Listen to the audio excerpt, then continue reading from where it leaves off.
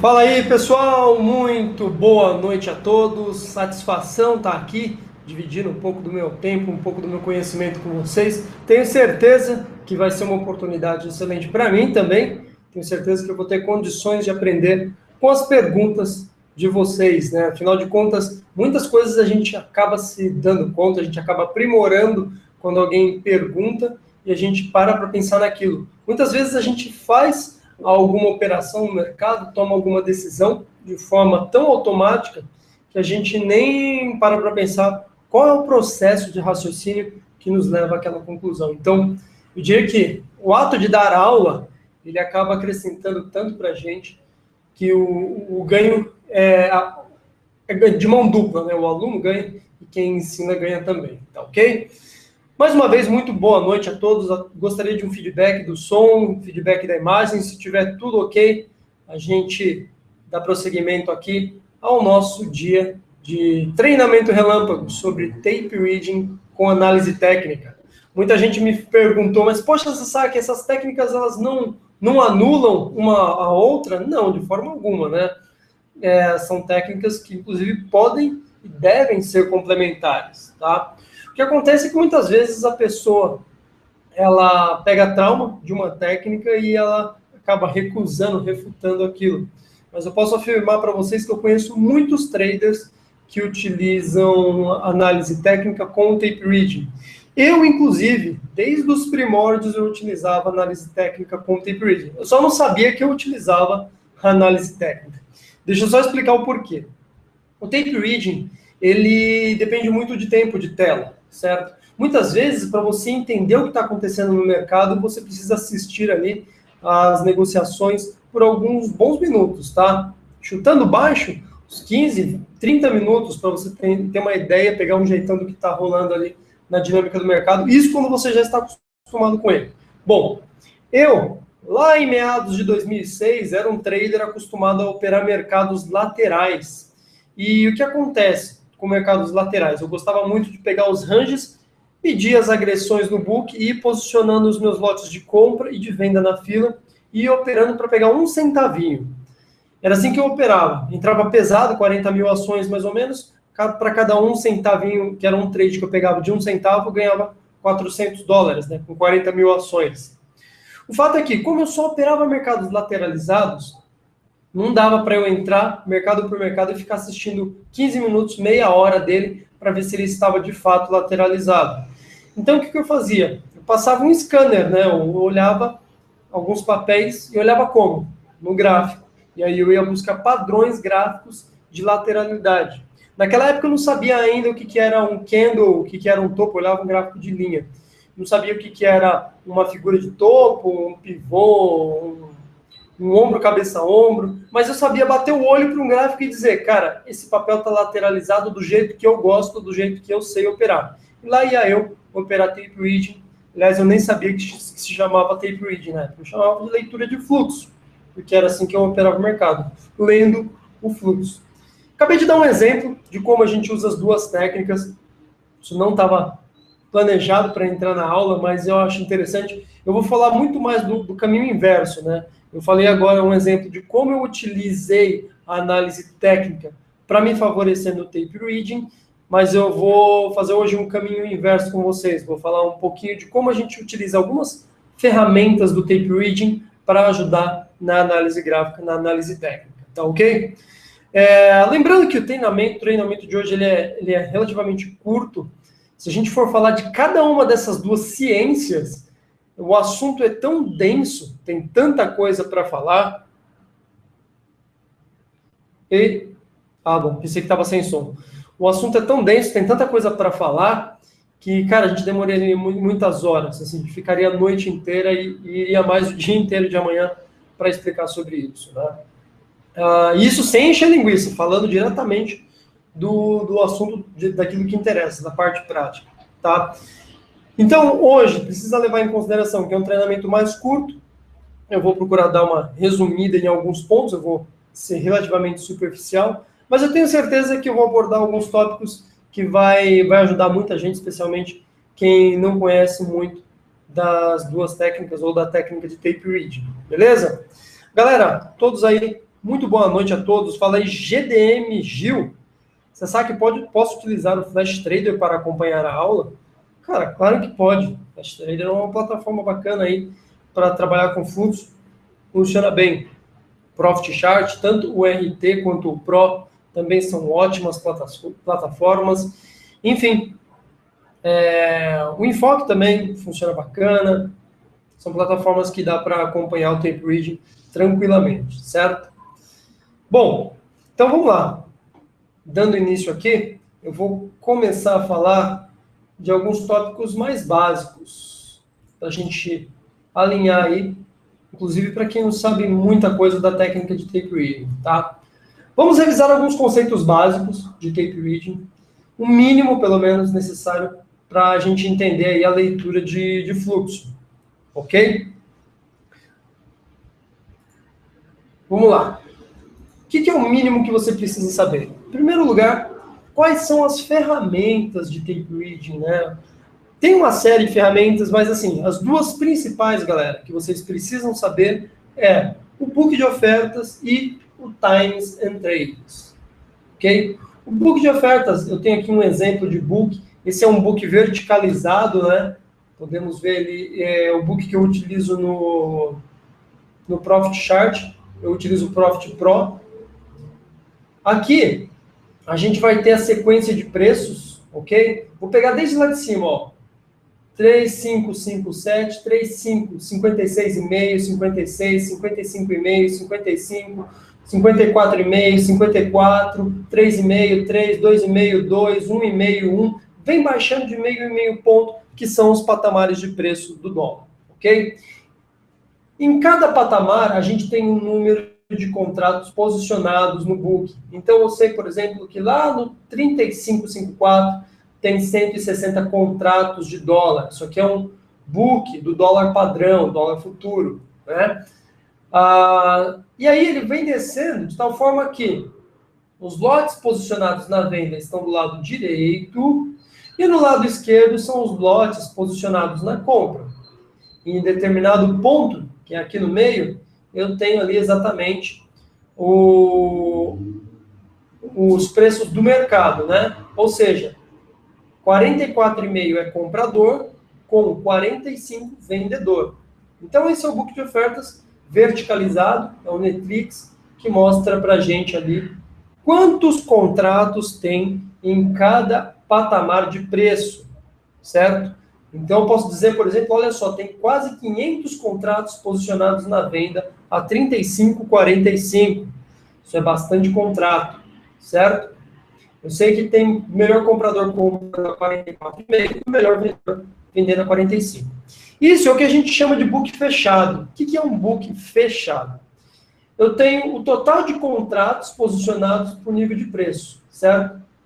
Por exemplo, no 44,5 eu tenho 70 contratos posicionados nessa compra a 44,5. Eu sei quem está posicionando esses contratos? Não, eu não sei. Tá? Mesma coisa aqui, ó, no 35,45. Eu sei quem está posicionando 495 contratos na ponta vendedora? Não, eu não sei. É por isso que ele é um book fechado, ou que as pessoas também chamam de book cego. Por que ele é importante? Eu gosto mais de utilizar ele do que o book aberto, que a gente vai ver daqui a pouco. Porque ele resume de forma muito simples quantos contratos tem por patamar de preço. E no fim das contas é isso que interessa, tá? Para falar a verdade, ainda mais um ativo tipo o dólar, não me interessa muito saber quem é o player que está posicionando o lote em cada preço. É claro que a gente sabe que tem alguns players que blefam mais, outros blefam menos, mas isso não é uma regra, e cada dia tem sido menos ainda uma regra. Um player obedecer a um comportamento padrão.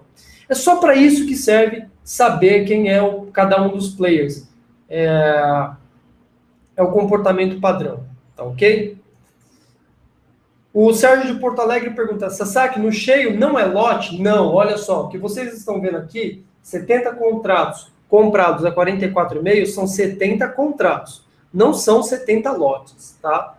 Se fossem 70 lotes, a gente teria que multiplicar esse número por 5, certo? E aí seria o equivalente a 350 contratos. Não, o que a gente está vendo aqui é a totalidade de contratos.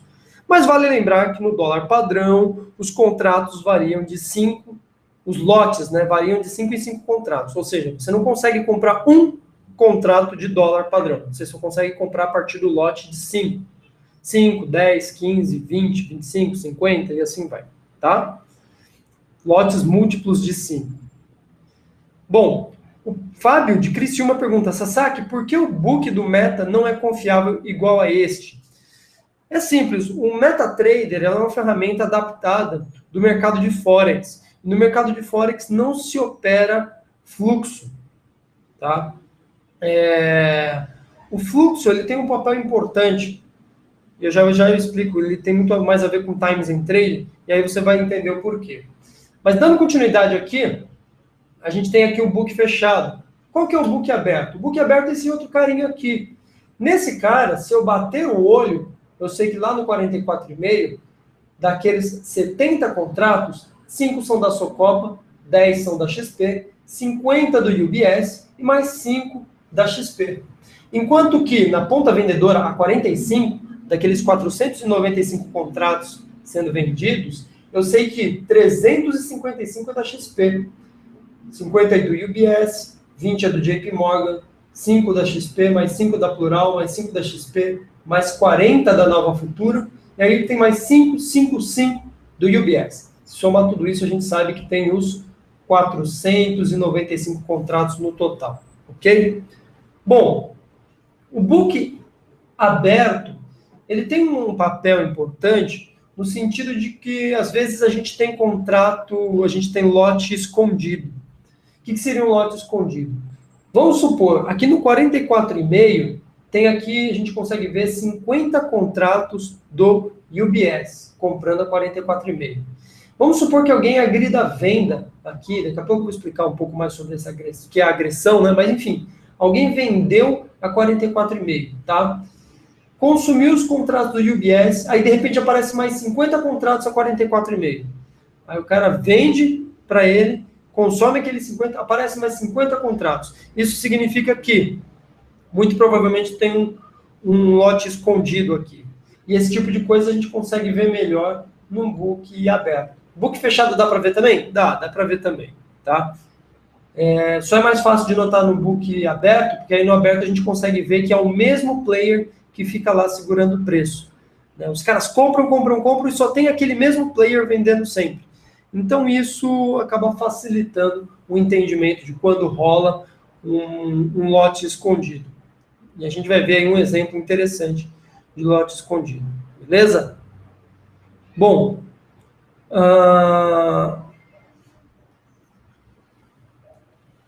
vamos lá. O Kinner pergunta, então o NinjaTrade não oferta o OFA? Não é para Forex também? Não sei, cara. Eu não conheço o NinjaTrade. Já ouvi falar, é uma plataforma muito utilizada nos Estados Unidos. Se eu não me engano, o NinjaTrade ele dá para operar fluxo sim.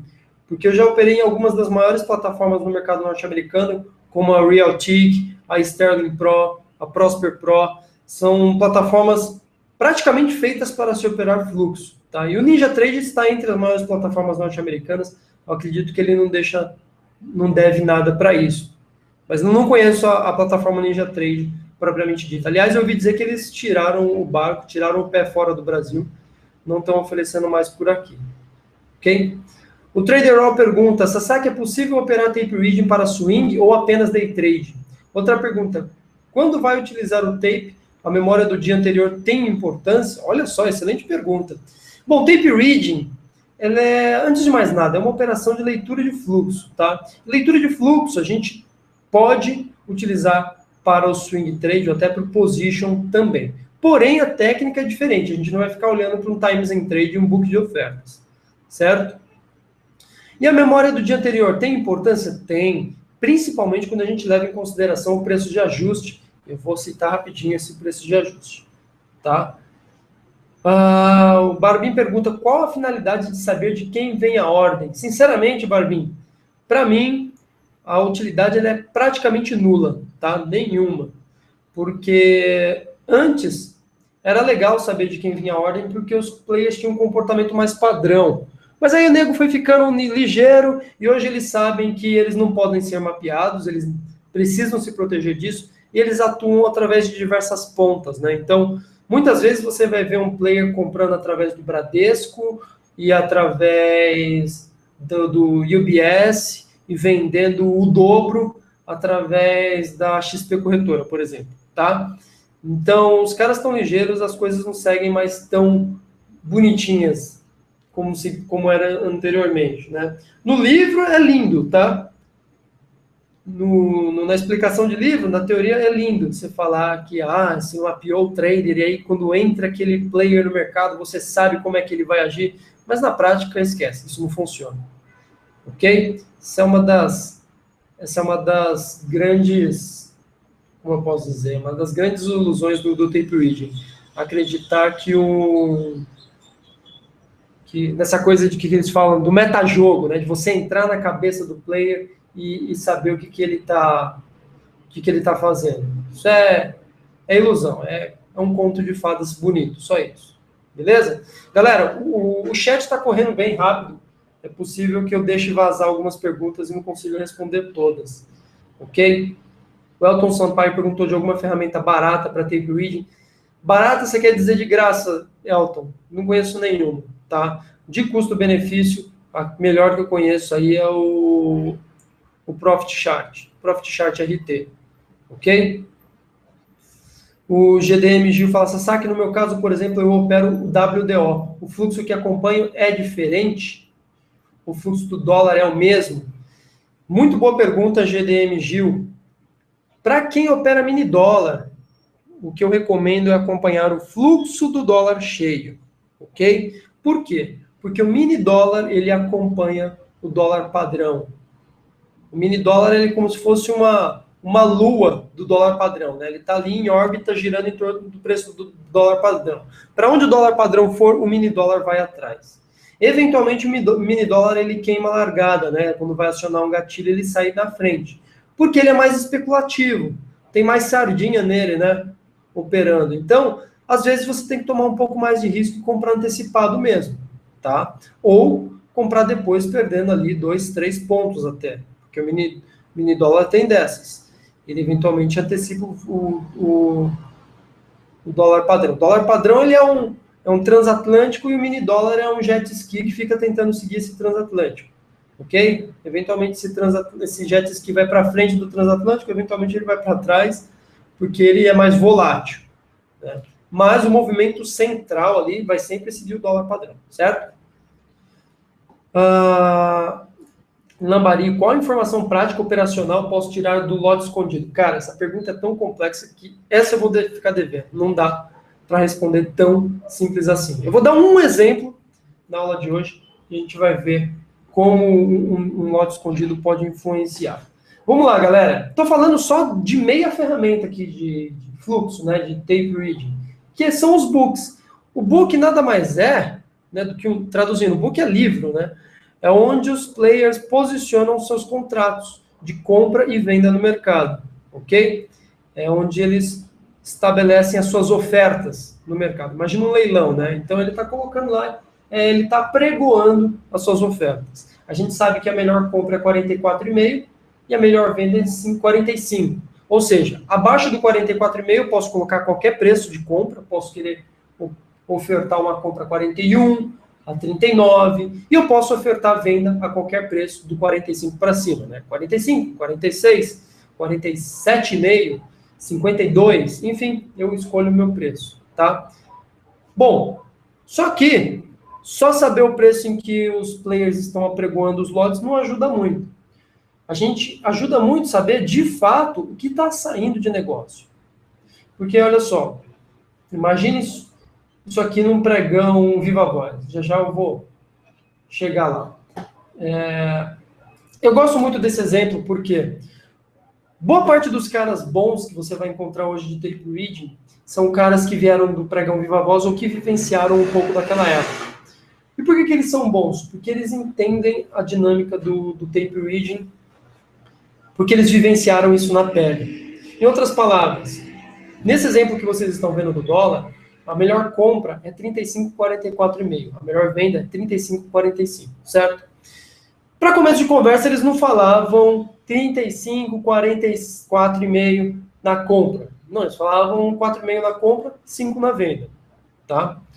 Na verdade, a gíria encurtava um pouco mais, mas eu estou tentando resumir aqui para vocês. Então, o pregão ficava pregoando lá, os caras, compra 4,5, compra 4,5, compra 4,5. E o cara que está vendendo a 45, fala, eu vendo a 5, eu vendo a 5, eu vendo a 5. Então, por exemplo, a XP estava lá vendendo 355 contratos a 35,45, né? Bom, para arredondar, o que a XP ia fazer? Eu vendo 300 a 5, eu vendo 300 a 5. O mercado já fica, caramba, a XP está vendendo 300 contratos a 5, né? Ou vendo 350 a 5, né?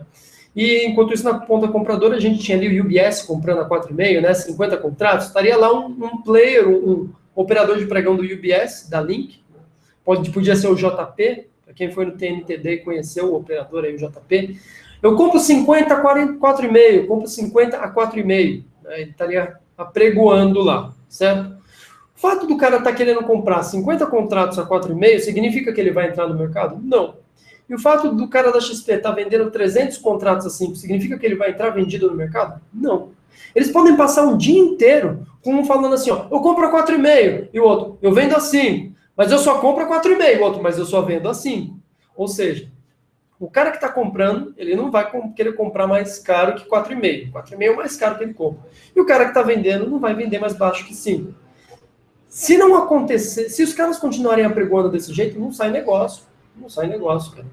É a mesma coisa que você ir num leilão de carro antigo, e aí o cara tem, de repente, pegar um Maverick, motor V8, canadense, e o cara fala assim, olha, eu compro um Maverick por 30 mil. E o outro fala assim, olha, eu vendo um Maverick por 100 mil. Cara, não sai negócio, certo? Vai ter que uma das duas pontas estar dispostas, né? No caso do Maverick, ou o comprador vai ter que estar disposto a pagar 100 mil para o vendedor, ou o vendedor vai ter que estar disposto a vender por 30 mil para aquele comprador, tá? Então, alguém vai ter que ir para os preços de mercado. E aí que entra o Times and Trade. Por quê? Enquanto tem um querendo comprar e outro querendo vender, não sai negócio enquanto alguém não tomar a iniciativa de ou aceitar vender no melhor preço de venda, aliás, ou aceitar comprar do melhor preço de venda, ou aceitar vender para o melhor preço de compra, certo? Esses são os caras que atuam no mercado. E no fim das contas, o que move preço é negócio fechado. Negócio apregoado não move preço, galera.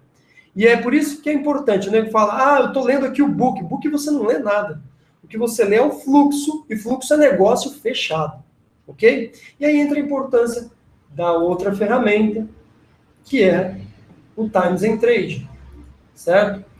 Times and Trade é esse cara aqui, nele, de fato, vão aparecer quais foram os contratos negociados de compra na venda, né? Ele vai mostrar para a gente o quê?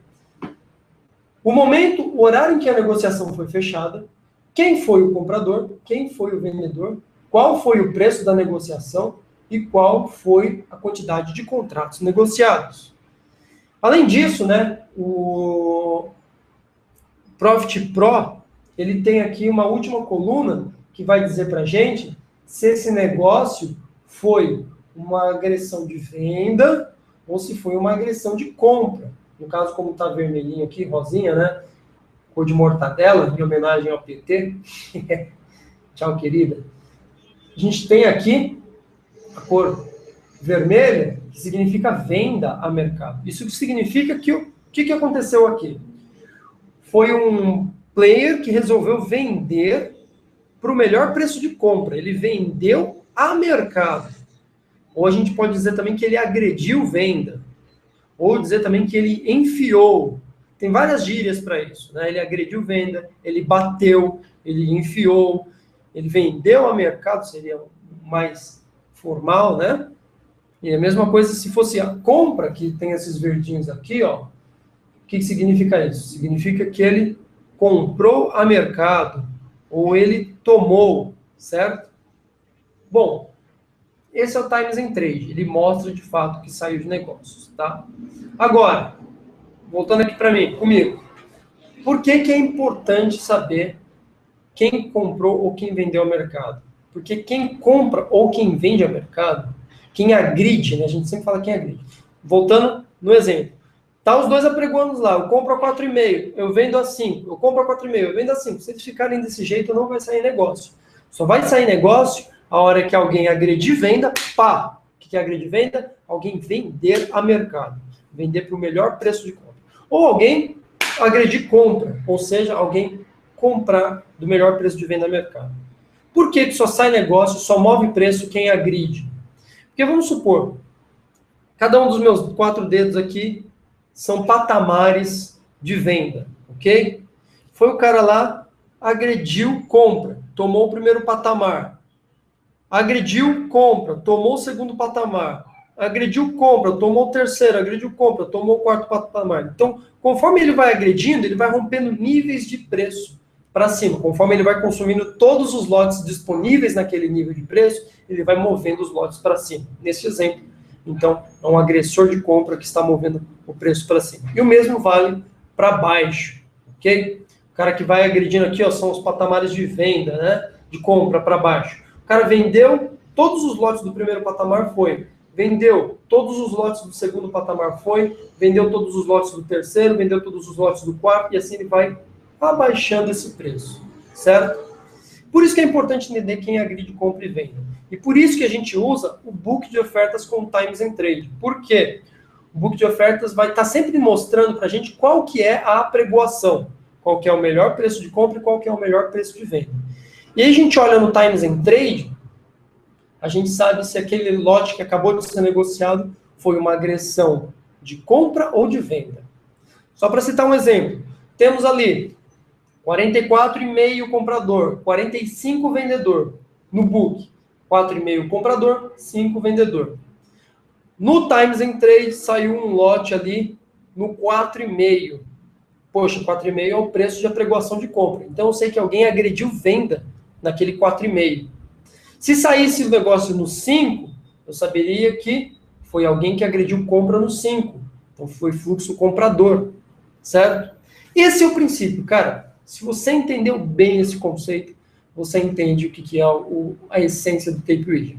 Acontece que esse negócio ele é um xadrez. Por que é um xadrez? Ele é tão estratégico que você precisa observar a sequência de agressões e entender se essa sequência resultante, porque quando você está vendo as agressões, você vai ver uma série de agressões de compra e uma série de agressões de venda, tá? Não acontece bonitinho assim, vamos só comprar agora, e só compra e o preço sobe. Não. Cara, uma salada. Muita compra, muita venda. E a habilidade de um bom trader, de um bom analista, né, que consegue analisar o fluxo, a habilidade dele vem de saber identificar se a resultante daquela salada toda é um movimento, uma pressão mais compradora ou mais vendedora. Bom, esse é o entendimento básico, tá? Para entender mais sobre isso, você precisa conhecer quais os tipos de robôs atuam no mercado, e a gente tem robôs diferentes para mercados futuros e mercado de papel, mercado à vista de companhias, né? Por quê? O mercado futuro ele é mais barato, ele permite um robô mais agressivo, que fecha spreads, né, mais curtos, que busca taxas menores. Por ele ser mais barato, permite os famosos robôs de alta frequência, que fazem zilhares de negócios por minuto. Ok. O mercado de ações já pega um outro tipo de robô, são robôs mais tendenciais, dentre os quais se destacam os VWAPs e os TWAPs, cuja ponderação de execução de ordem é distribuída de acordo com o tempo ou volume. Aí a coisa começa a ficar mais complexa, tá? Eu vou parar por aqui, porque senão a gente vai acabar se enrolando, e no fim das contas vocês não vão entender nada, porque tem muito chão para falar sobre esses tipos de robôs. O fato é que os robôs eles causam os principais fluxos do mercado. E é aí que a gente consegue filtrar mais informação para entender essa resultante, essa salada de briga entre compradores e vendedores, certo? Bom, no curso, para vocês terem ideia de tape reading, que eu dou através do programa TNT, tem uma parte do curso que eu vou falar só sobre os tipos de robôs. Cara, robô VWAP, robô TWAP, robô que ele só agride quando tem lote na pedra, robô que ele joga para o fim da fila, tem um timer, zerou o timer, ele tira do fim da fila e agride o mercado. Tem robô que é acionado por estímulo, você consegue jogar muito lote de um lado, ele começa a comprar do lado que tem muito lote, ou vender se tem muito lote de venda, e aí são robôs que dá para você estimular, ou ver se alguém está estimulando e tirar proveito disso. Assim, tem muita coisa. Robôs nada mais são do que programações algorítmicas e vão da cabeça da pessoa. Se eu resolver inventar um robô que, vamos supor, ele compra um determinado percentual de Petrobras toda vez que o índice futuro sobe e ele vende uma determinada quantidade de Petrobras toda vez que o índice futuro desce, ou seja, na verdade esse robô está comprando um percentual da carteira do Ibov, certo? De acordo com a oscilação do índice, ele está comprando Petro. Isso já é um algoritmo, ok?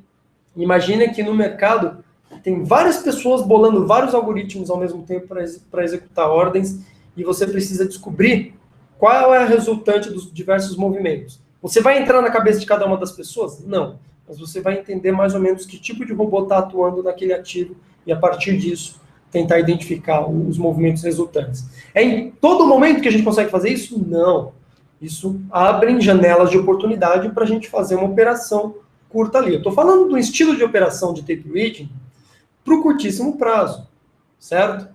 E assim como a análise técnica vai te dar oportunidades em momentos específicos em que respeitar, em que desenvolver, em que apresentar determinado padrão, o tape reading também tem condições assim, bem similares. Ok? Ah, toda hora eu fico vendo o fluxo e aí eu compro, eu vendo, eu pego cada micro oscilação no mercado. Não, isso não existe. Isso é uma ilusão de achar que o cara que lê fluxo, ele ganha uma compreensão plena do mercado para pegar cada micromovimento. Não, na verdade ele é um sniper, está lá com a arma dele apontada, esperando as condições de vento e sol e luminosidade e umidade baterem para ele dar o tiro certeiro dele, ok? Continuando então, galera, vou mandar aqui a tela para vocês, de novo. Vimos aqui, então, o que é o book de ofertas, o Times in Trade, as duas principais ferramentas. Tudo que vier depois é derivado desses dois caras, tá? Aí o cara vai criar um plugin, não sei das quantas, o outro vai criar um gráfico derivado do Times in Trade, do book de ofertas, dá para fazer isso. Enfim, mas é tudo derivado. Essas são as duas ferramentas básicas, cruas, assim. Ok? Bom, falei aqui a diferença entre posicionar e agredir, né? A gente já entendeu que o cara que agride o book é aquele que vai gerar movimento no mercado, certo?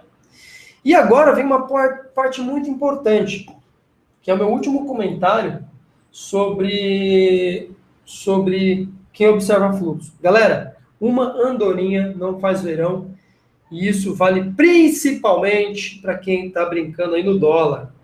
Por quê? Uma andorinha não faz verão. Às vezes o cara tá lá olhando o mercado e de repente aparece um player começa a comprar muito, né? Sei lá, vamos chutar aí, a liquidez. A liquidez foi lá. Para quem acompanha o fluxo sabe que quando um cara começa a acumular mais de 100 contratos por minuto já é algo expressivo. Quando um player começa a comprar mais de 100 contratos por minuto. Então, liquidez foi lá, comprou 200 contratos no minuto, passou mais um minuto, comprou mais 200 contratos. Cara, a liquidez vai mover o mercado. Não, não vai. Ah, pode até mover, cara, 3 pontos, 5 pontos, mas nesse caso é melhor deixar o movimento passar, é melhor perder o trade do que, do que acreditar que você vai pegar aquele movimento. Tá? Com base em um player. Uma andorinha não faz verão, galera. Uma andorinha não faz verão. Movimento a gente pega por grupos de players atuando juntos.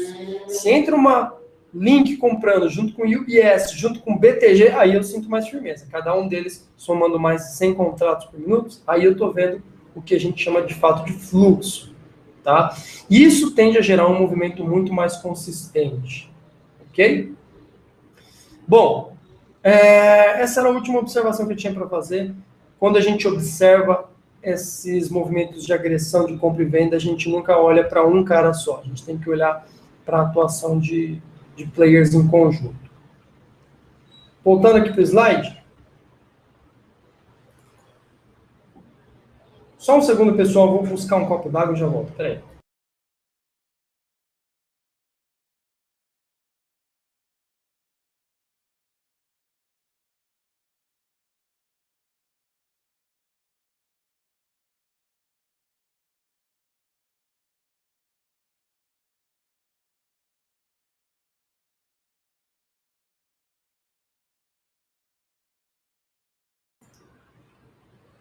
De volta aqui com vocês. Bom, qual que é o nosso próximo passo, então? Uma dica que eu vou dar para vocês, tá? Olha só como é legal usar o gráfico já logo de cara para te ajudar numa análise de tape reading. Você pode usar um gráfico num período de 1 minuto ou 5 minutos para marcar pontos de ajuste e suportes e resistências que você identificou no tape reading, tá? Eventualmente você viu, poxa, determinado preço segurou, formou topo ali, mas eu vi porque formou o topo. Porque tinha um player colocando lote escondido ali, o mercado comprava, o preço não rompia. O mercado comprava, o preço não rompia. Entrou lote pra caramba, o preço não rompeu. Ah, eu vi que ali tinha lote escondido. E aí você vai e marca uma linha num gráfico curtinho, de 5 minutos ou de 1 minuto, tá? Por quê? Cara, quem acompanha fluxo ou precisa ter uma memória de elefante ou faz igual eu. Eu vou anotando. Eu anotava num papel os números de suporte e resistência, mas eu comecei a perceber que se eu anotasse num gráfico ficava mais fácil, ficava mais visual, tá? Então, pega um tempo gráfico baixinho, de 1 minuto, se for $1, né? No índice acho que até dá para usar 1 minuto, embora eu não goste muito, mas no dólar, 1 minutinho dá para marcar, ou, se quiser um tempo um pouco maior, 5 minutos. Beleza? Ok. Agora, a gente vai falar um pouquinho aqui, ó, de 2 técnicas e uma conclusão, né? Vou dar um exemplo para vocês de que 2 técnicas diferentes podem indicar o mesmo trade, beleza? Enquanto isso, galera, deixei o chat correr aqui, não vi o que rolou de pergunta nesse meio tempo, tá? Porque senão eu não ia conseguir explicar a aula.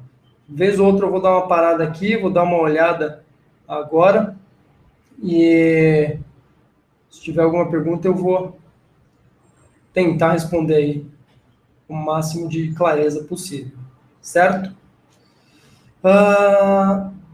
Vejo que o pessoal fala muito de MetaTrader.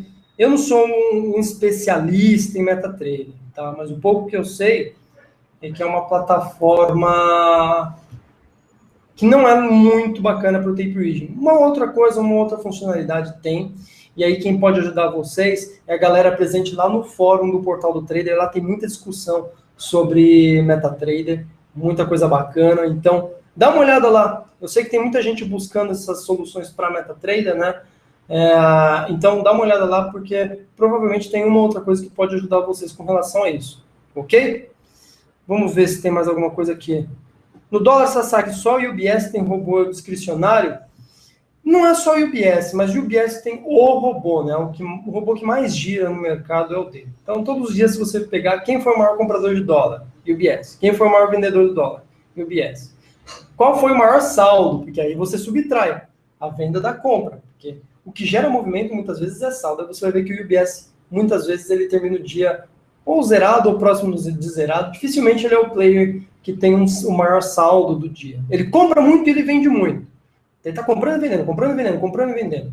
Tá? Ele está gerando muito volume de negócio, mas fluxo direcional dificilmente vai ser o UBS. Ok? Caramba, tem pergunta. Sasaki, boa noite. Numa quantidade correspondente de 1 a 4 lotes no dólar, ou seja, a gente está falando de 5 a 20 contratos, né? Qual a liquidez é melhor para trabalhar, o cheio ou o mini? Qual você operaria e por quê? Na verdade, o Sniper, as pessoas até se espantam, né?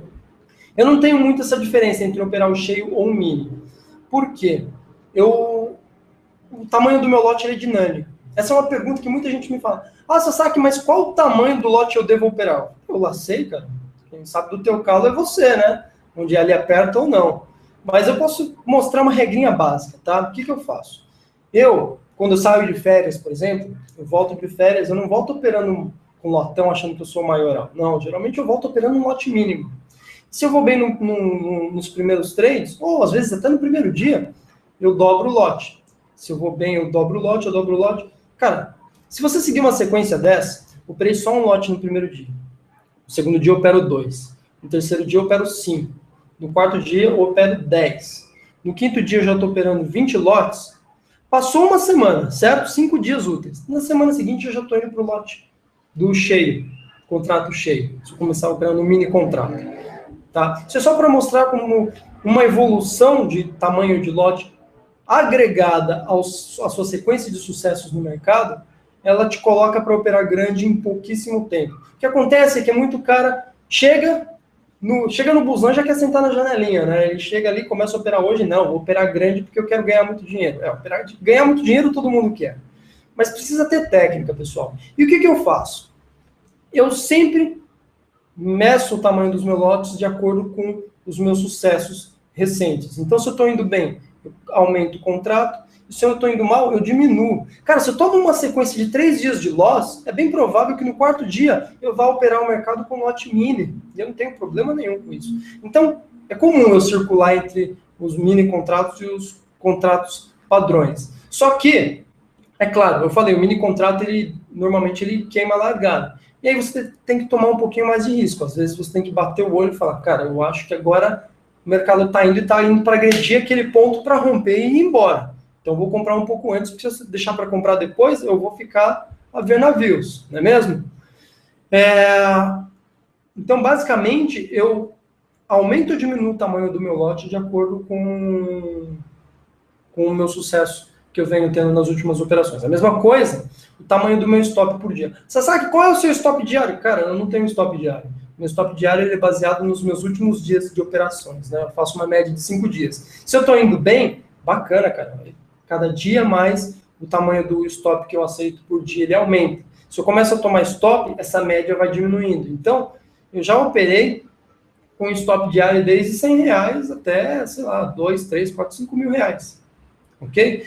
E eu não sou um trader montanha-russa, tá? Importante dizer. Eu não sou aquele trader que, puta que pariu, o Sasaki fez 100 mil reais num dia. Não, cara, eu nunca fiz 100 mil reais num dia, tá? Mas eu sou um trader que tende a seguir uma sequência maior. Os caras que eu conheço que fazem 100 mil reais num dia são os caras que perdem 100 mil reais num dia, ok?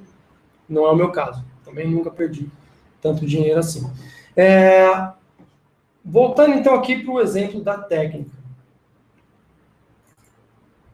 Eu vou narrar para vocês uma situação aqui hipotética, um exemplo, mas ele vai servir para mostrar claramente como o mesmo fenômeno pode ser percebido através de duas técnicas diferentes, certo? Bom, vamos lá. No primeiro momento, fluxo resultante, ele é comprador, e o dólar já subiu cerca de 20 pontos, tá ok? Então, cara, tem nego comprando, nego vendendo, mas assim, eu estou enxergando que tem mais gente comprando com consistência, comprando a mercado, do que vendendo, gerando uma resultante de fluxo comprador. O dólar subiu 20 pontos. Ok, começo de mercado, não operei ainda, estou só observando, sou sniper, estou ali esperando o momento de dar meu bote. O que acontece? De repente, o mercado sente uma resistência, né? Sentiu uma resistência, alguém tem um lote escondido ali, num determinado ponto, e aí o fluxo de compra diminui, certo? O que eu quero dizer com isso? Cara, imagina o seguinte, pegar um exemplo de dólar ali, né? A gente está falando do região dos 45. Então o dólar veio comprando desde os 25, 25, 26, 27, 28, recuou ali para 27, subiu 28, 29, 30, recuou para 28, 30, 32, 35, voltou um pouquinho, 33 e foi subindo. Foi fazendo aquele movimento comprador bonito, né? Oscilando e foi subindo. Pá, sentiu resistência no 45. O que aconteceu? Chegou lá no 45, tinha quantos contratos na venda? Ah, tinha ali 50 contratos na venda no 45. Aí o mercado veio, bum, comprou 50 contratos. Vamos supor que era o JP Morgan vendendo 50 contratos. Comprou 50 contratos e falou, vai romper o preço. Aí, de repente, apareceu mais 50 contratos. Aí o mercado, JP Morgan tá vendendo mais 50? Vou comprar. Bum, comprou, apareceu mais 50. Aí o mercado já falou, opa, JP Morgan tá colocando o lote escondido ali, cara. Tem resistência. Não vai ser tão fácil romper. Eu já venho comprando, faz 20 pontos que eu tô subindo, hein? Quer saber? Eu vou colocar um pouquinho no bolso, vou começar a vender um pouquinho dos lotes que eu comprei, porque tem um cara segurando ali, tá embaçado. E por que muitas vezes eu vou fazer isso? Porque outras pessoas estão pensando igual eu. E se eu não tomar essa atitude antes, alguém vai sair vendendo na minha frente, em vez de eu vender a 44, 43, eu vou vender lá a 38, 37, poxa, vou perder 5 pontos. E 5 pontos no dólar dói, hein? Dólar padrão dói. E aí, seguindo aqui com o exemplo, vamos lá. Jogar a tela aqui para vocês.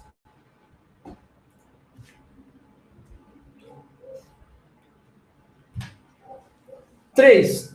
Compradores de curto prazo zeram posições e a moeda recua 5 pontos. Geralmente o que acontece, não é mesmo? O cara foi lá, veio comprando, pá, dos 25, comprou até o 45 sentiu resistência, tinha o JP Morgan vendendo ali lote escondido. Aí o mercado falou o quê? JP Morgan, os caras são bons, não vou peitar esses caras não, né? Vou colocar o dinheiro no bolso. Então vou vender um pouquinho. Aí vende um pouco, outro player vende um pouco, e o mercado recua 5 pontos, certo? Só que o fluxo ele ainda é comprador. Então, fluxo comprador, quando recuou um pouco, os caras já falam, opa, já voltou demais, não tinha que voltar isso tudo não. 5 pontos já é muita coisa, vou voltar a comprar. Então, começa a comprar de novo, timidamente, sobe, mas volta a sentir resistência de novo, no mesmo ponto. Os caras ficam se perguntando, né? Caramba, quanto será que esse JP Morgan tem de lote ali nesse 45 para não me deixar romper? Bom, com isso, os compradores de curto prazo, né? Que não são bobo nem nada, não fica ali para pagar o pato, eles preferem zerar do que correr o risco. Quem gosta de correr risco é a sardinha cabaço que vira torcedor. Não, vai subir, eu acredito na alta, vou ficar aqui comprado. Não, cara, player ligeiro comprou. O mercado deu aquela vaciladinha ali, não rompeu, não andou, bota no bolso, espera a próxima oportunidade. Trader de scalping trade de curtíssimo prazo é assim, galera. Ok? Então o cara que comprou ali no 40, bateu no 45, agredir uma vez, compra. Agredir outra vez, uma compra. Agredir a terceira vez, uma compra. Não rompeu, esse cara ele não fica para pagar o pato, não. Ele já embolsa, já vende o lote dele na hora, tá? Espero para ver o que vai acontecer. Ok? Segurou pela segunda vez, certo? Aí os compradores de curto prazo zeram a posição, né? A moeda recua cerca de 5 pontos. E aí, isso aqui era até um número errado, tinha que colocar direito. O fluxo comprador retoma, mais uma vez, e deve testar a resistência ali pela terceira vez. E aí, o que você faz? Pergunta para vocês aí. Né? Recapitulando, o mercado veio, deixa eu jogar aqui para a imagem que eu gosto de gesticular bastante. O mercado veio comprando, subiu 20 pontos, sentiu resistência, voltou um pouquinho e já voltou a ter fluxo de novo, comprou, sentiu resistência, voltou um pouquinho, os caras começaram a zerar a posição. O mercado foi lá e falou, não, compra, tá indo testar o ponto onde sentiu resistência pela terceira vez. Para quem é trader de fluxo, para quem já está acostumado com tape reading, sabe que na maioria das vezes, o cara que está defendendo o preço, seja com lote escondido, ou seja com lotão aparente, podia ser ali 1.000 contratos de dólar na cara, assim, ó. É que quando tem 1.000 contratos, é mais fácil de romper. O mercado agride com mais vontade porque ele sabe com que ele está lidando. Lote escondido, não. Mas, enfim, na gigantesca maioria das vezes, tá, pessoal? Quem manda é o fluxo. Imagine que o cara que está colocando lote escondido, ele é um cara que está defendendo um ponto. E o cara que está comprando com fluxo ali, ou os caras, né, a resultante, é um ataque. Então a gente tem uma defesa e tem um ataque. Vamos lá, galera. Futebol, coisa que todo mundo aqui está acostumado. A gente tem 2 times de futebol. Um só tá defendendo, o goleiro tá aparecendo, tá brilhando ali, ó, só tá defendendo, e outro time só tá atacando. A gente já conhece essa história, né? O time que só tá atacando, ele vai lá e vai marcar um gol mais hora ou menos hora, tá?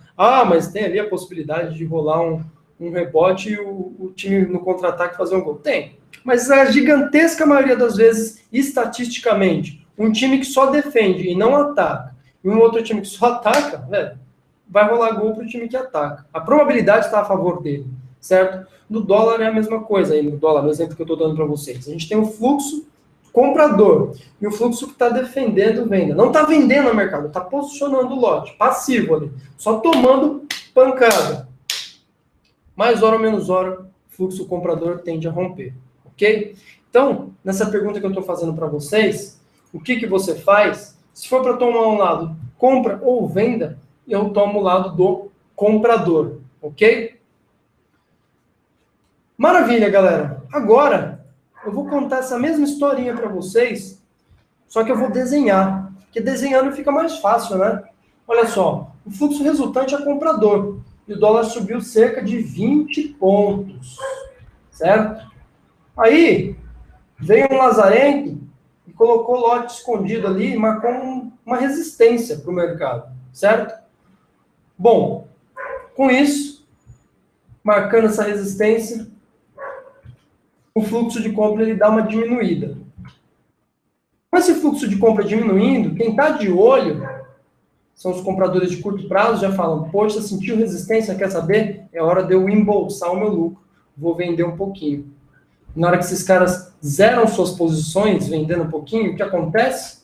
O mercado dá uma recuada. Ele recua todo o movimento que ele fez? Não, ele recua só um pedacinho, certo?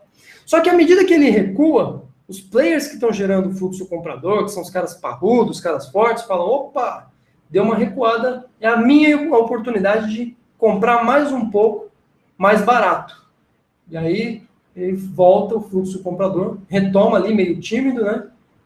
E novamente busca a resistência, certo? Bom, sentindo na resistência o que acontece, aqueles compradores de curto prazo, que é o cara que opera curtinho, 3 pontinhos, 5 pontinhos está no bolso, ele recua, ele zera a posição e a moeda recua. Mas o fluxo comprador, ele vê a mesma oportunidade. Opa, recuou. Cara, pensa que o cara que está gerando fluxo grande é um cara que está executando ordem para uma tesouraria, para um grande player, para um fundo gigantesco. E o cara recebe a seguinte ordem: olha, fulano, você precisa comprar 5 mil contratos de dólar hoje, beleza? Ele falou, cara, você tem que seguir comprando. A única diferença é que eu vou comprar mais barato, meu patrão vai ficar feliz comigo e quem sabe eu não ganho um bônus maior, né? Vai lá o operador de mesa e volta a comprar, certo? O fluxo comprador retoma e desta vez deve testar a resistência pela terceira vez. Vê lá. E aí? O que você faz? Aí o cara que está acostumado com análise técnica, né, vai olhar para isso aqui. Ah, isso aí é uma bandeira, cara. Figura clássica aí da análise técnica, da análise clássica aí, é compra. Pô, não precisa nem perguntar. Rompeu o topo ali, é compra. Certo? Ao passo que o cara do fluxo está falando assim, pô, o JP Morgan está defendendo ali, a hora que eu não ver mais JP Morgan no book, colocando o lote de 50 ali na venda, é compra também, é hora de comprar, porque eu sei que o cara que está defendendo venda já não está mais ali, certo? Então, pessoal, a gente tem aqui um típico exemplo em que a gente nota esse movimento através do fluxo e através do gráfico. E as duas leituras querem dizer exatamente a mesma coisa, certo? Bom, para a gente entender alguns outros padrões, agora eu vou passar um pouco mais rápido, mas da mesma forma que a gente leu aí o fluxo para uma bandeira, a gente pode utilizar essas observações para outros estilos de gráfico. Qual que é a vantagem, antes disso, só comentar qual que é a vantagem do tape reading. Muitas vezes, esse movimento inteiro que a gente acabou de ver aconteceu dentro de 15 minutos. Se você bate um olho num gráfico de 15 minutos, o que você vai ver é um candle azul desse jeito, que muitas vezes não quer dizer nada. Se ele tiver no fundo ali, dando um engolfo, talvez, né? Mas, putz, isso é um candle que é um maruboso, né? Às vezes não quer dizer nada, tá? Então, às vezes, uma vantagem do Times and Trade é que ele fragmenta tanto a operação que você consegue ver o movimento com detalhes melhores. Beleza? Bom, agora a gente vai ver aqui uns 3 padrões gráficos que podem ser refinados com a ajuda do tape reading, certo? Vou adiantar aqui um pouquinho as perguntas, galera. O Elimar pergunta, Sasaki, pode me mostrar onde você vê melhor esse fluxo de players no Profit Chart? Creio que exista uma tela onde possamos visualizar isso, né? Tem sim, o Elimar. Todos os dias, das 11h15 a meio-dia, eu faço isso ao vivo, tá? A minha tela, por acaso, está ligada. Olha só, a minha tela é essa aqui. Ok? Olha aqui o meu Times and Trade, olha aqui o meu book vertical Netrix, olha aqui na minha direita o meu book aberto. Fora isso, eu uso outras 2 ferramentas. Um saldo de players no último minuto e um saldo de players no dia. E aí eu uso à minha esquerda um outro gráfico que eu vou falar no final da aula de hoje, que é o Volume at Price. ok? Mas enfim, agora não tem muito como mostrar nada, né? Mercado fechado, não está rolando nada. Mas todos os dias, das 11h15 ao meio-dia, eu estou ao vivo aí, de graça, não precisa pagar nada, vocês conseguem me ver em ação, fazendo uma leitura do mercado. Galera, vou seguir aqui. Estou vendo que estão rolando umas perguntas aqui. Sony pediu para eu falar, se possível, sobre scalping no tape reading, de que forma podemos operar para buscar objetivos curtos. Eu dei aqui alguns exemplos, né? Existem técnicas específicas para isso. Inclusive, alguém me perguntou sobre opções. O trade de opções é muito parecido com ações e ele é bem diferente do que rola nos contratos futuros no dólar, por exemplo.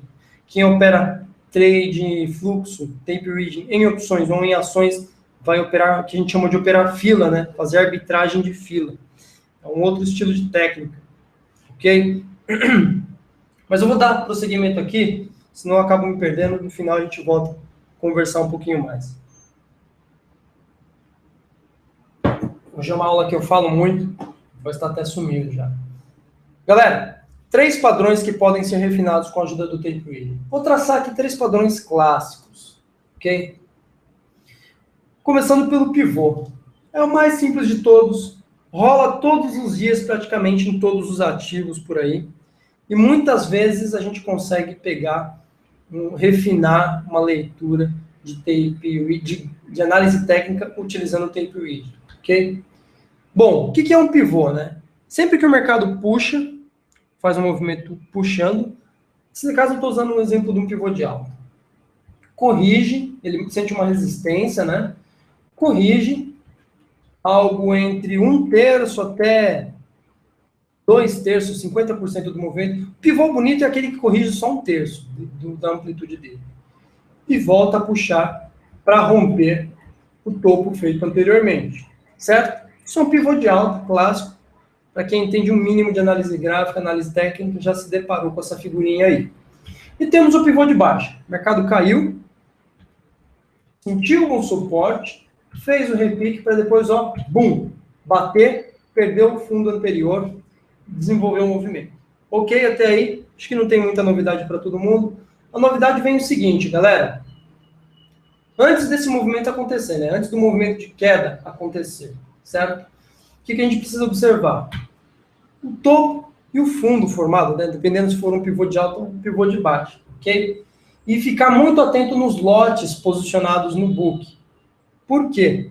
Geralmente, quando o ponto é bom, a gente vê bastante contrato posicionado naquela região, certo? Geralmente tem muito player querendo colocar lote para executar naquele ponto, seja porque no pivô de alta foi até então onde marcou um topo, uma máxima, e aí o cara fala, aqui é o melhor preço para executar, né? Ou seja porque até ele está querendo defender a região ali, o preço, como marcou um topo, o cara acredita que ali é uma boa resistência para ele posicionar o lote e tentar vender na máxima do dia. Pode ser isso também. Como eu falei, galera, essa história de metajogo, de pensar o que está se passando na cabeça do indivíduo, está se passando de zilhares de coisas. Ou o cara está querendo vender porque ele acha que ele está vendendo na máxima do dia, ou o cara está querendo vender porque ele acha que o mercado vai puxar mais, mas ele começa a vender ali e vai zerando sua posição aos poucos. Ou o cara tem muito lote, ele vai vender ali mesmo, e se aparecer gente comprando, ele vai vender, vai vender, vai vender, e dali não passa, nem a pau. Os motivos são milhares, assim. Não dá para você detectar qual é o motivo do cara estar vendendo ali. O fato é que, quando tem muito lote marcando nesse topo, no caso do pivô de alta, ou neste fundo, ele é um potencializador do movimento. Até mesmo porque, e volta eu aqui com os gestos, né? Vamos supor que o mercado está subindo e tem muito lote aqui. O mercado está subindo e se tem muito lote, ele não vai passar como se não tivesse nada. Ele vai dar uma segurada, vai ficar forçando. Quando romper, ó, bum, movimento manada. Tá? Tem uma teoria toda por trás disso, mas só para vocês entenderem. Geralmente, o ponto que tem muito lote, o mercado vai, força. Quando rompe, ele corre de uma vez. Por isso que esse aspecto é um potencializador desse tipo de movimento de pivô de alta, certo? E esse conceito, você pode projetar ele para outras figuras, que é o que a gente vai ver agora, tá? Vamos ver uma figurinha aqui, que são os famosos topos e fundos duplos, né? Topo duplo, o que é? O mercado sobe, sente uma resistência, recua. Tá parecendo um pivô, hein? Sobe, na recua forma um suporte, sobe, aí você fala, é um pivô. Só que aí ele acaba respeitando e não rompe o topo, cede de novo. E ele faz o famoso M, que nesse caso é um topo duplo, certo? O que acontece se perder aqui, né? Se perder o eixo da figura, vai dar um belíssimo movimento de venda, não é? Bom, acontece que, antes de perder, vale ficar de olho no eixo da figura e notar lá no book, olhar no book, se tem bastante contrato posicionado. Se tiver, a gente sabe que é um potencializador, o rompimento desse ponto tende a gerar o movimento de manada e assim por diante, tá? Da mesma forma que a gente está vendo aqui um movimento de topo duplo, o famoso M, a gente pode ver o exemplo para o W, né? O mercado cedeu, sentiu suporte, repicou.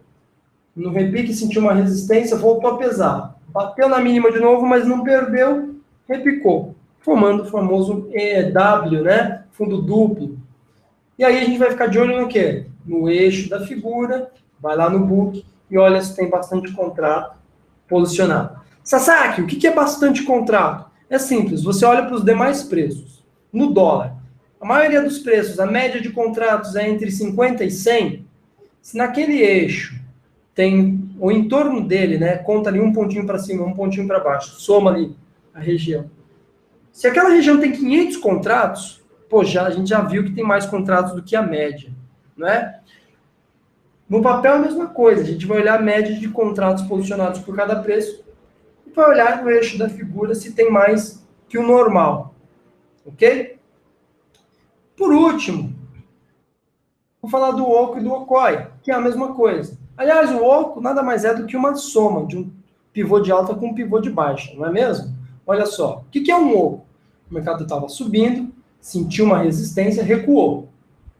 Aí o mercado avançou, bum, acionou um pivôzinho de alta ali, só que não deu aquela compra maravilhosa, não desenvolveu muita coisa. Logo em seguida ele voltou. E aí no que voltou ele já fez uma pernada, sentiu um suporte, que por acaso esse suporte coincide com o fundo anterior e repicou. Opa, tá fazendo um pivôzinho de baixa, né? No que ele voltar para testar esse fundo aqui, ó, é pivôzinho de baixa. Só que como antes já rolou um pivô de alta, o oco nada mais é, galera, do que uma soma, né? Seguida de um pivô de alta com um pivô de baixa, certo? Perdeu ali o ponto bonito. No que a gente vai ficar olhando enquanto essa coisa toda acontece? Nos topos e fundos, né, galera? Nos topos e fundos, a gente precisa observar se tem muito lote posicionado. Eles são potencializadores desses movimentos, ok? Tá aí uma regrinha simples. Você nem precisa ser um especialista em tape reading para observar esse aspecto. E aí eu digo mais. Tem um ex-estagiário meu, né, hoje não é mais estagiário, vive aí do mercado. Cara, a primeira coisa que eu ensinei para ele foi isso. Faz o seguinte, observa, seleciona 10 papéis na Bovespa que você gosta, pega umas blue chips, de repente, que tem uma volatilidade maior, e observa isso, ok? Na verdade, eu falava para ele o seguinte, deixa passar a primeira hora de mercado, marca a máxima e a mínima da primeira hora do mercado, e aí você vai lá no book e olha se a máxima e a mínima da primeira hora tem lote aparente no book, na pedra, né? A gente chama de book de pedra também. Vê se tem bastante lote posicionado, ok? Feito isso, você vai fazer um filtro, né? Uma triagem desses 10 papéis, que é a sua listinha, os papéis corriqueiros que você vai acompanhar dia a dia, anota os que tiverem mais lote e classifica isso como gatilhos potenciais de compra e de venda. E aí é só esperar o resto do dia, meu amigo.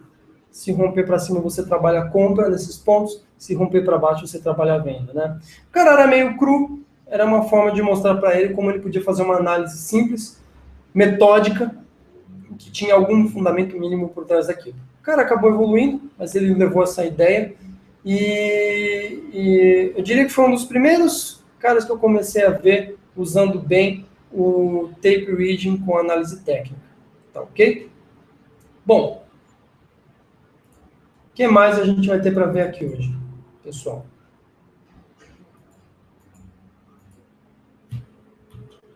Outros parâmetros de fluxo que podem potenciar sua análise técnica.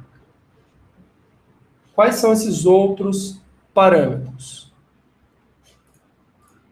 Primeiro deles, preço de ajuste.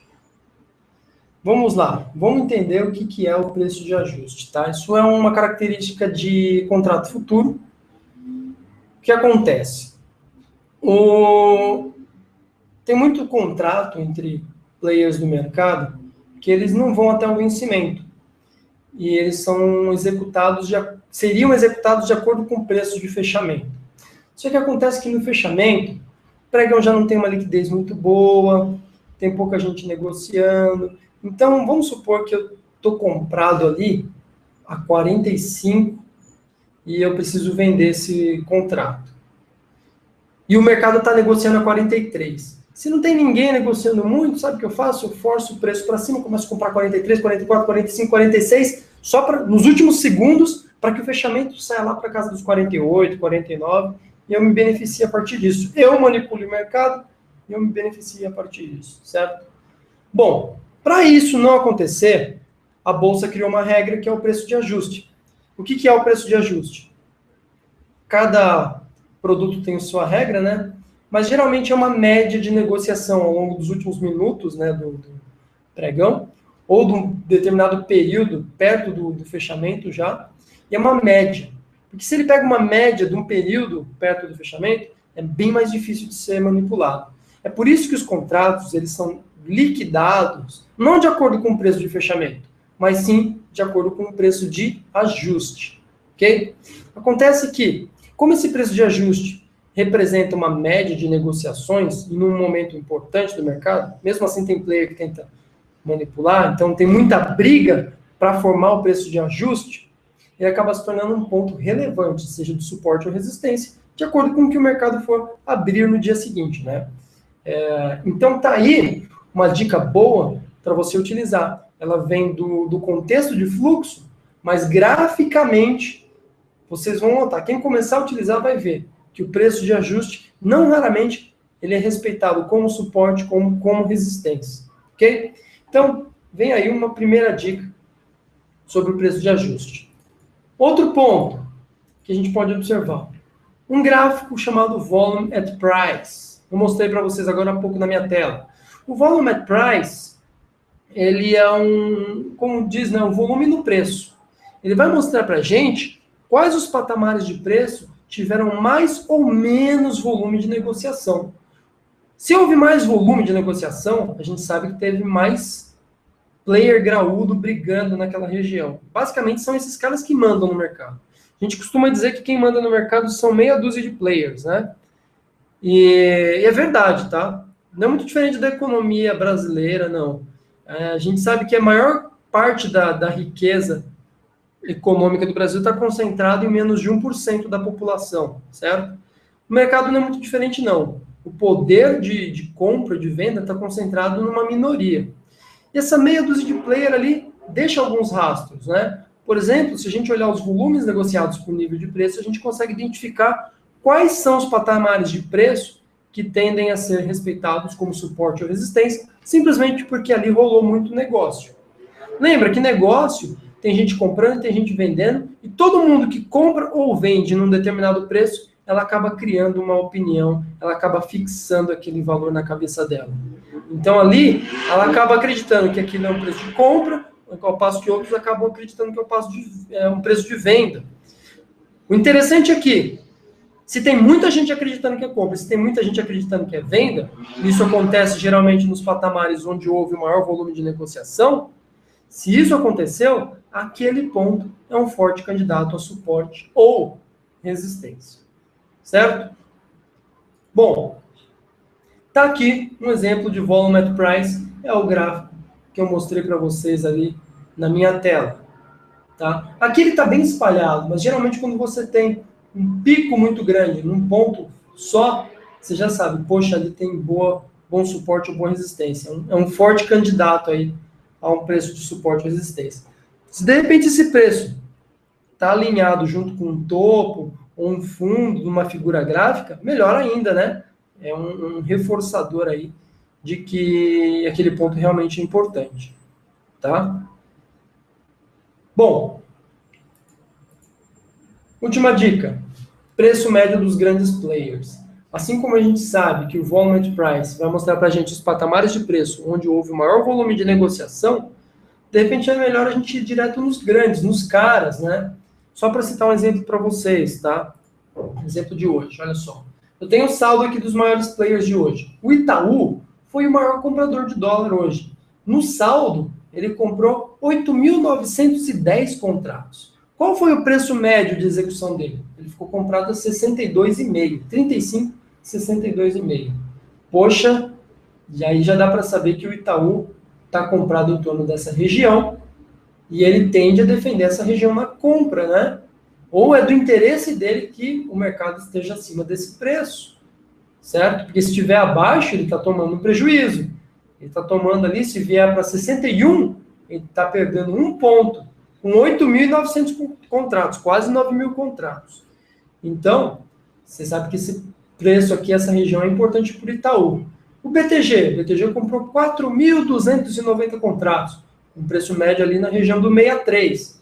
Olha só, Itaú comprado a 62,5, BTG comprado a 63. Eu já sei que essa faixa ela é importante para esses caras. Então, é uma região que de repente vale marcar lá no gráfico e ver se tem um topo ou um fundo que favoreça aí algum trade, certo? Claro que aqui eu estou fazendo uma vista muito limitada, né? A gente tem aqui o Itaú, foi um bom comprador no 62, 63. Tivemos o UBS como um excelente vendedor na região do 62, 63, seguido pela Tulit, também grande vendedor ali na região do 62, 63. Então a gente sabe que 62, 63, por exemplo, foi região onde rolou muito negócio, certo? Se a gente olha aqui no Volume Price, vamos jogar lá no 62, 63. Olha, como ele tem muito negócio nessa região inteira, não dá para definir precisamente por que rolou muito negócio ali ou não, né? Além do que, isso aqui é uma média que foi feita ao longo do dia inteiro. Vai ter negócios desde lá de cima até lá embaixo, de tal forma que a média foi em torno do 62, 63. O Volume Price é um pouco mais pontual, né? A gente vê, por exemplo, que os maiores picos de negócio do dia, pelo Volume Price, foram aqui em torno dos 65, certo? Então, 65 seria, de certa forma, um candidato ali a suporte ou resistência. Inclusive, hoje, no momento tape reading de hoje, né, aquele momento em que eu entro ao vivo das 11h15 a meio-dia, eu comentei a importância desse 65 aí, certo? Bom, pessoal, deixa eu jogar aqui para mim de volta. Vou estar aqui com vocês. Coisa pra caramba, né? Minha voz está sumindo, deixa eu pegar aqui um gole d'água. Desculpem aí não dar atenção no chat para vocês, senão não ia conseguir tocar a aula. Eu sou bem concentrado, se eu me desvio ali, eu perco o fio da meada e aí a explicação ia ficar uma porcaria.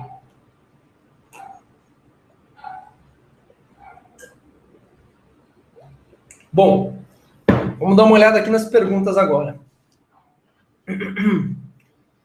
Tem gente pra caramba aqui, né? Leandro Lima, Caio, gráfico de trades e não de tempo não seria mais interessante?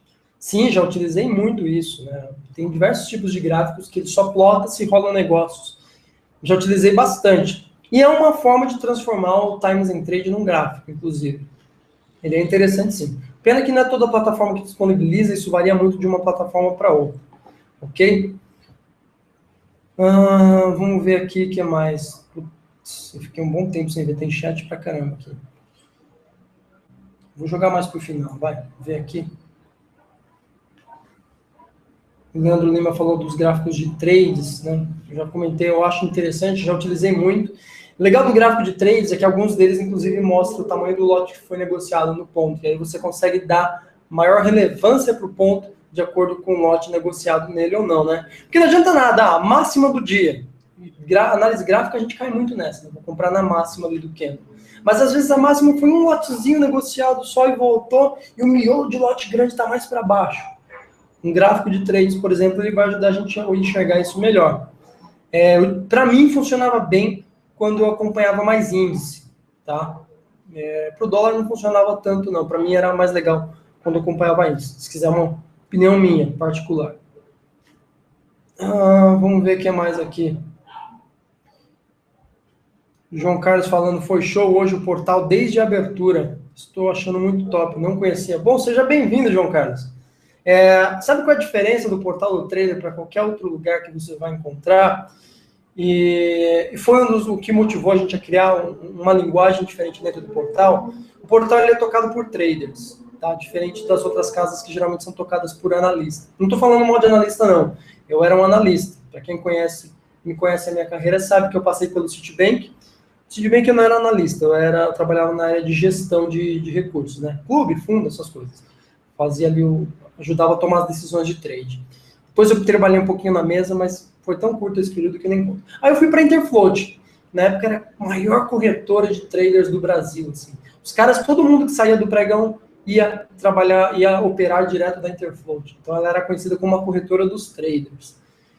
Hoje não existe mais. Foi absorvida pela XP, virou varejo, não existe mais o modelo da Interfloat. E, aliás, quando ela foi absorvida pela XP, eu fui trabalhar na XP, né? Fui o gerente de análise na XP, responsável por toda a frente de trade. E aí o que acontece? Um analista ele não pode operar, ele pode opinar, mas ele jamais pode operar a respeito daquilo que ele opina. Olha que estranho, né? Mas faz um sentido, porque ele não pode influenciar o mercado a favor dele mesmo. Então, existe aí uma regra que ele não pode operar. Mas ao mesmo tempo que ele não pode operar, ele não pode botar o dele na reta. Então, normalmente, o analista, ele é um estrategista muito bom, mas ele não tem conhecimento de causa própria das condições psicológicas que um trader vive na pele ali, sabe? Que é você estar comprado e passar calor, e você tomar 1, 2 stop, e você está na tua terceira operação e fala, caramba, já tomei 2 stops, será que eu entro ou não entro nessa? Sabe essa coisa de, poxa, tô apanhando aqui, como é que eu faço para me virar? O analista, ele tem as obrigações para acertar, mas, cara, ele não sente isso na pele. Né? No fim das contas, é isso. Além do que, ele tem ali um papel pedagógico muito importante, que é educar o investidor que está junto com ele. Mas o trader, ele pode exercer essa mesma função, com a diferença que ele tem uma legitimidade maior. E eu sentia que faltava isso no mercado. Uma casa tocada por traders, trader de verdade. Foi daí que nasceu o portal do trader. Quem frequenta aqui vai perceber que tem muito cara que senta a bunda na cadeira e troca informação com a gente no dia a dia. Vocês vão ver, sei lá, tem o Índio, o Juá, Leandrini, o MSK, vários caras que vivem disso. A diferença é essa, tá? E é uma troca de informação muito mais horizontalizada, não verticalizada, do tipo, do mestre para o discípulo, do mestre para o discípulo, não. É mais horizontalizada. Todo mundo aqui é mestre, todo mundo é discípulo, muitos aprendem uns com os outros. Uns sabem um pouco mais, outros sabem um pouco menos, mas na média a gente vai nivelando isso para cima. Tanto é que o portal do trader oferece muito conteúdo gratuito. Tá? E foi com essa linha de raciocínio que no portal do trader a gente criou um programa para formação de traders envolvendo especialistas de mercado. Por quê? Eu não acredito que um trader ele vai ser bom trader se ele só fizer um cursinho de tape reading e ele vai virar trader. Não vai, cara, não vai. Sinto muito, você gastou dinheiro fazendo esse curso aí de tape reading ou de análise técnica, ou seja lá do que for, e você acha que você vai vingar o resto da sua vida só com isso? Não vai, cara. Mais cedo ou mais tarde o mercado vai mudar de comportamento e você vai apanhar dele. E eu tô falando isso porque isso aconteceu comigo, tá? Eu aprendi tape reading lá em 2006, mais ou menos, achava que era a técnica da minha vida, o mercado num belo dia começou a mudar o comportamento, entrou umas regras de non-short sale, ou seja, não podia entrar vendido, né, isso era no mercado norte-americano, e aí eu comecei a apanhar, não me adaptei ao mercado. E que isso aconteceu depois, em 2009, 2010 também, com muito player que operava lá no pregão Viva Voz, não conseguia se adaptar, e saiu do mercado, galera, saiu, quebrou. Foi a falência. Então, esses anos de experiência me ensinaram que o mercado muda. E muda, às vezes, para tirar muito player do jogo. E o cara que permanece, o cara que é resiliente, é aquele que consegue concatenar técnicas diferentes e se adaptar. Eu sempre lembro do filme do Predador. Tem aquele filme lá que o Predador, ele caça os seres humanos de acordo com a visão da temperatura, aí os caras vão lá, botam uma roupinha térmica, aí ele não enxerga os caras, mas aí ele se toca que ele está usando a ferramenta errada para caçar. E aí ele muda lá no reloginho do braço dele, pum, pum, pum, pum, e aí ele volta a enxergar os caras através de uma outra metodologia. O trader, ele tem que ser assim. Então, pensando nisso, o programa TNT que a gente criou, ele concatena diversas técnicas com profundidade para que o trader ele seja um lutador de MMA. Ele não seja um especialista só naquilo. O trader ele precisa ser um multi-estrategista, certo? Para o longo prazo, tá? No curto prazo, você vai sobreviver. Você vai sobreviver com aquele setup lá de média móvel que você aprendeu. Você vai sobreviver comprando na máxima da primeira hora. Mas mais hora ou menos hora, o mercado não vai ser mais favorável para essa técnica. E aí é que diferencia. É aí que os adultos se separam das crianças. Porque o cara que tem um repertório de técnicas, ele tem condições de se virar melhor nisso, tá? Bom, estava falando agora, já que eu estou falando do programa TNT, acho que é até legal falar para vocês. Muito do que eu falei aqui para vocês do tape reading tem no programa TNT mais aprofundado. Então lá eu vou falar dos tipos de robôs, do tipo de operações, são operações de fila, operação de agressão. Operação de fila, o que eu falei, rola muito em papel e em opções, que você pega uma baixa volatilidade, coloca lote grande na compra, lote na venda. A fila vai andando, né? Porque se tem muito player comprando e muito player vendendo, tem que a gente por isso que chama operação de fila. Só o seu lote vai andando na compra, vai andando na venda, mais hora ou menos hora ele é o primeiro da fila e ele começa a ser executado. Então começa a entrar na compra, e aí você torce para que depois comece a entrar na venda também. Bom, quem opera a opção geralmente opera. Eu conheço uns escritórios de traders que só operam desse jeito, tá? Os caras vivem só disso, só de operar tape reading desse jeito em opções. Estão se dando muito bem até hoje, fazem alguns anos que eles já operam desse jeito, certo? Além disso, né, eu estou falando do tape reading, mas no programa TNT tem diversos outros cursos, vai ter de análise gráfica, análise técnica, price action, setups, para quem gosta de trabalhar automação, vai ter uma parte também inclusive de MetaTrader, então como modelar esses setups, fazer backtest, vai falar de opções, cara, opções é uma ciência, opções é um negócio muito bacana, dá desde para operar opções a seco, como fazer travas e operações de prazo maior, mais estratégicas.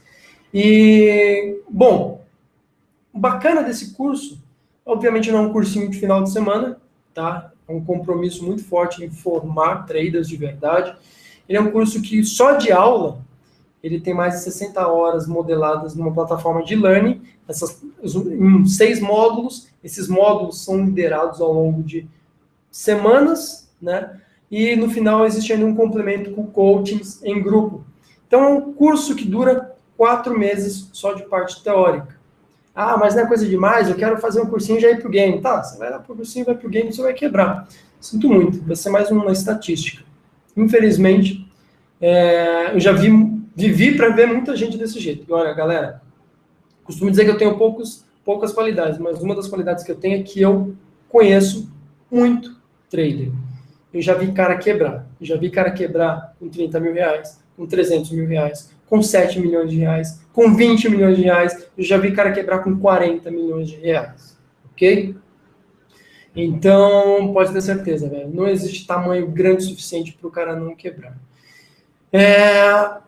E aí, com toda essa experiência, a gente acabou montando esse curso que hoje conta com a participação de diversos especialistas. Não é uma coisinha que a gente criou da noite para o dia, vamos vender um cursinho aqui, ó, que é uma aulinha de YouTube, gravada no YouTube, e você assiste e se vira. Não, cara, é um programa que ele é sequencial e visa formar um cara que no final está pronto para se deparar com esse mercado. A gente fala desde o planejamento, o trading plan, que ajuda muito o cara que quer fazer a transição. Tem muito cara que eu sei que ele está lá na profissão de trader dele, da profissão dele, que ele quer se tornar trader, mas ele não sabe como é que ele faz essa transição, como é que ele deixa o antigo trabalho dele, provavelmente se ele quer deixar é porque ele não gosta, para se tornar um trader. Então, isso necessita de planejamento. E aí entram N técnicas, cara. Tem técnica de administração aí dentro. Porque no fim das contas é isso. O trader, ele é uma empresa. Ele é uma empresa que tem meta, ele é uma empresa que tem custos e gastos, ele é uma empresa que tem recursos. E esses recursos não é só dinheiro. Eu estou falando de tempo, porque o tempo que você emprega para aprender a operar o mercado custa. E não é um tempo curto, demora meses. Bom, o cara está empregando não só tempo e dinheiro, ele está empregando conhecimento também. Conhecimento que ele vai adquirindo e ele vai aprimorando, certo? Falei demais, né, galera? Só para vocês olharem aí, ó, no topo da página de vocês aí, tem uma tela com todos os detalhes do programa Trader Nível 3. Quem quiser saber mais, clica aí, vocês vão aprender bastante, eu tenho certeza absoluta disso, certo? No mais, deixa eu ver aqui, perguntas, se alguém falou alguma coisa a mais. Sasaki, você usa o Volume Price com agressores, o saldo? Então, eu uso aquela tabela com saldo para saber, no último minuto principalmente, quem são os caras que estão ali comprando ou vendendo, porque aí eu bato o olho no Times and Trade, se eu vejo que ele tem saldo e ele está atuando no Times and Trade naquele momento, é uma probabilidade maior dele ser um dos caras que promovem fluxo, certo? Vamos supor, o UBS está com saldo de 200 contratos no último minuto, comprados. Eu olho no Times and Trade, ele está comprando no mercado, eu falo, opa, esse cara aí está gerando fluxo comprador. Deixa eu ver se os outros amiguinhos dele também estão. Eu vou olhar, procurar ver se tem algum outro mais ajudando. Quando eu falo que é um xadrez, de fato é, porque a gente olha múltiplas características e soma todas elas, né? Então, ao mesmo tempo que eu estou olhando para o UBS, eu estou olhando para o outro cara que está posicionando o lote vendido, eu estou olhando para o cara que comprou só uma vez e está calando, não fica acumulando fluxo de fato, mas ele contribui para o movimento. Então, repare que não é uma coisa fácil. E aí, quando alguém me pergunta, você sabe como é que eu faço para ficar bom em tape reading? Não tem segredo, é tempo de tela. Sentar a bunda numa cadeira e assistir o mercado. É tempo de tela, tá? Eu costumo dizer que o mercado ele é uma novela. É um seriado, vai, novela não, vamos falar que é um seriado que pega menos mal, né? É um seriado, é um Breaking Bad. Você chegou lá, você não sabe o que tá rolando. Você não sabe, você caiu de paraquedas ali no meio, você não sabe quem são os personagens, você não sabe qual é que é a dinâmica. Vai demorar ali alguns capítulos para você engrenar e você se envolver com aquilo tudo. O seriado é assim, né? O mercado, para quem acompanha fluxo, também é assim, tá? Então, precisa de tempo de tela, você precisa acompanhar aquilo, assistir aquilo, para entender um pouco mais sobre tudo o que se passa. E aí, com o tempo, você consegue perceber o que é que gera fluxo comprador consistente. O consistente não é aquele... Você não vai enxergar um fluxo que vai arrastar a moeda por 30, 40 pontos. Cara, estou falando de uma técnica para pegar 5 pontinhos e pular fora. 3 pontinhos e pular fora. Tá? Eu estou falando de uma técnica muito específica que é para quem opera scalping trade. Para quem opera num prazo maior, putz, conselho meu, vai buscar análise gráfica, análise técnica. Olha um gráfico de 5, 15 minutos. Aí vai te possibilitar operações mais longas. O fluxo que eu conheço, que eu utilizo, que é útil para mim, me serve para buscar operações bem curtinhas. Para quem eu quero operar o fluxo no swing trade, como me perguntaram, galera, nesse caso, usa o relatório de dólar que a gente tem no portal do trader. Porque no relatório de dólar, a gente vai falar do saldo de contratos por parte das principais categorias de players, né? E aí tem quem são esses players? Estrangeiros, institucionais, bancos, empresas, enfim. E esses caras ditam o movimento do mercado. E a pessoa física? Putz, pessoa física, eu sinto muito. Ele é um peidodésimo. Peidodésimo é a medida tão ínfima que ela não representa nada, tá? É um nada. Pessoa física, ela não comanda mercado. Ela, no máximo, obedece. Sasaki, pergunta muito comum também. Não vi no chat, mas me perguntam muito. Tem um lote grandão ali, o mercado vai respeitar? Não. Às vezes respeita, mas na maioria das vezes não. Quem tem medo de lote grande é sardinha, é player pequeno, é a gente, tá? Player grande gosta de lote grande, porque player grande precisa executar lote grande. Então ele gosta de ordem grande no book. É a chance dele poder executar aquele lote grandão que está ali na mão dele. Sardinha não, a sardinha olha para aquele lote grande e fala, nossa, eu nunca vou romper isso, meu Deus do céu.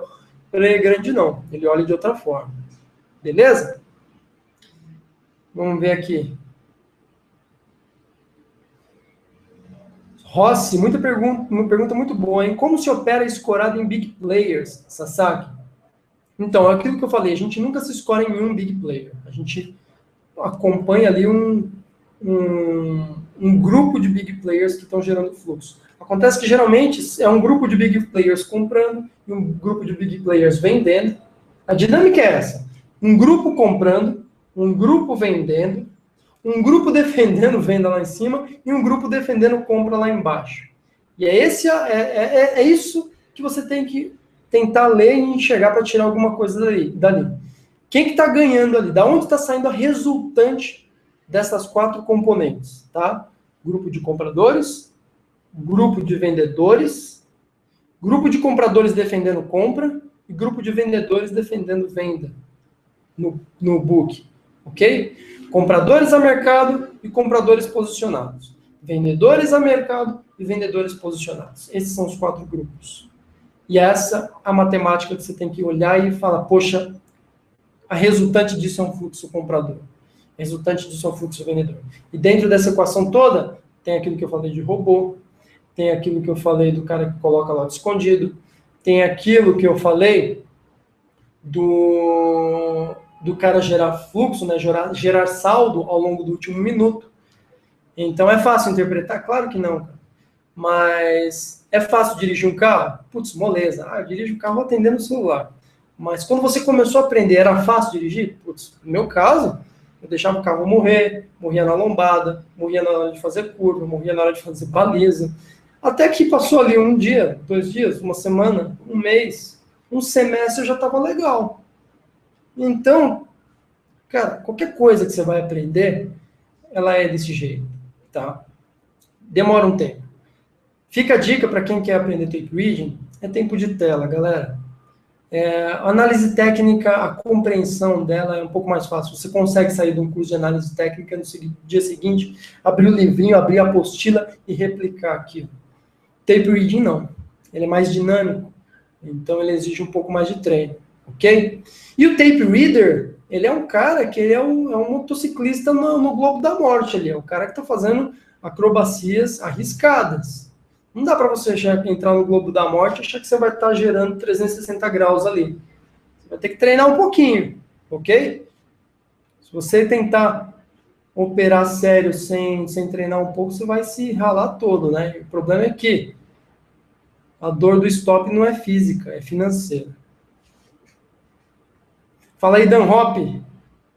Falando a diferença que a gente é brother, faz toda a diferença. Galera parceira mesmo, pensando sempre no portal, show. Coen deu exemplo com o novo set do Duran, pensando no pessoal que estava se arriscando demais. Valeu. Obrigado aí, obrigado pelo reconhecimento. Isso é legal, o pessoal percebe, cara. O pessoal percebe qual é a pegada. Mas assim, tem aquele cara que ele quer a operação mastigada e cuspida, e eu não culpo esse cara. Esse cara às vezes não tem tempo de acompanhar o mercado, ele nem quer saber. Ele, como diria um amigo meu, cara, eu não quero saber se o pato é macho ou é fêmea, eu quero o ovo. Então esse cara quer o ovo. Aí vai lá num chat de corretora, enfim, você vai receber a resposta mastigada, é mais fácil até. Existe público para todo mundo. Aqui não, geralmente o cara que frequenta é o cara que quer aprender e fazer por ele próprio.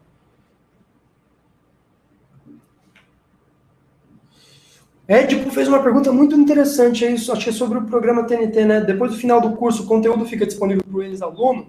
Cara, o conteúdo fica disponível por 6 meses, o aluno pode ver quantas vezes ele quiser. As aulas ao vivo, que são dadas aulas ao vivo entre um módulo e outro, né? Para complementar cada módulo.